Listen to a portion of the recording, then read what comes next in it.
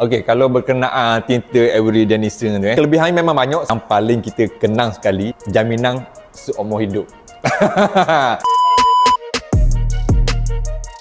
Saya pilih Yuriku ni pasal apa? Pasal sebelum saya mari buat benda-benda sesuatu barang sini, contoh macam tinta kita pasang hari ni sebelum buat tu penerangan dia bagi memang detail. Setuju belaka puas hati dengan penerangan dia, tu suruh buat sini. Saya kalau orang kenal memang cerewet bab ni kita tunggu, kita tengok cara-cara staff buat kerja ni cermat. Sebab tu saya pilih Yuriku dari dulu sampai ke hari ni. Kalau ikut ni kali yang ketiga dah kita buat sini . Kalau berkenaan tinta Avery Dennison tu sebab apa saya pilih je nama tu, kelebihannya memang banyak. Saya pun doktor kata yang paling kita kenang sekali, jaminan seumur hidup.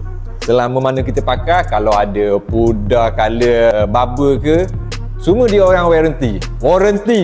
Jadi saya dan awak tak ada sakit kepala, pilihlah Avery Dennison.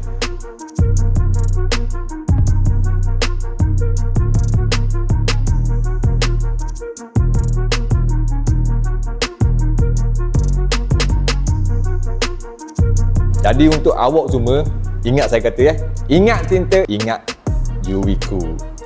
Terbaik.